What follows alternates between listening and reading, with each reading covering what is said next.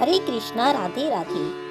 आपने देखा होगा, कोई भी हम शुभ काम करते हैं, कोई भी पूजा पाठ करते हैं तो कलश स्थापित जरूर करते हैं। और नवरात्रि की शुरुआत तो होती ही है कलश स्थापना से।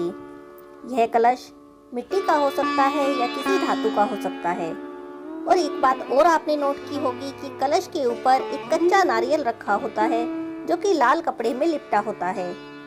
लेकिन कभी आपने सोचा है कि कलश के ऊपर नारियल हम रखते क्यों हैं और कलश के ऊपर नारियल कैसे रखना चाहिए? क्योंकि कलश पर रखा यह नारियल एक छोटी सी गलती से धन हानि, कलेश और दुख का कारण हो सकता है।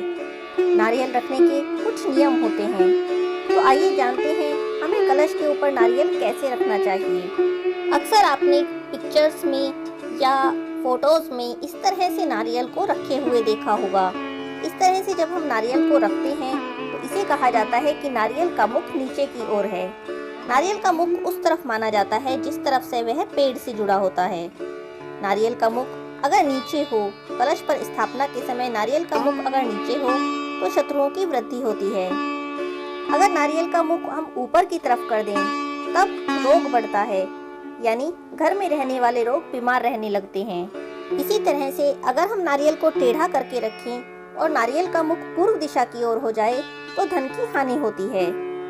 कलश पर रखे इस नारियल को माता लक्ष्मी का स्वरूप माना जाता है, इसीलिए कलश के ऊपर नारियल रखा जाता है, जिसका उद्देश्य होता है कि कलश में स्थित देवता और तीर्थ हमारे लिए मंगलकारी हों और देवी लक्ष्मी की कृपा से हमारी उन्नति बनी रहे। लेकिन कलश की स्थापना का यह उद्देश्य तभी सफल होता है जब कलश पर रखा हुआ नारियल जिसका की मुख पूजा करने वाले व्यक्ति की ओर हो। कच्चे नारियल को अगर आप छीलेंगे तो आप देखेंगे इसके सिरे पर 3 काले बिंदु होते हैं। ऐसा माना जाता है कि यह नारियल के आंख और मुख हैं। नारियल का मुख उस दिशा में होता है जिधर से वह पेड़ पर लगा होता है। इसीलिए आगे से जब भी आप कलश स्थापना करें तो इस बात का ध्यान अवश्य ही रखें कि नारियल का मुख पूजा करने वाले यानी हमारी तरफ रहे। आज की इस वीडियो में बस इतना ही। हरे कृष्णा, राधे राधे।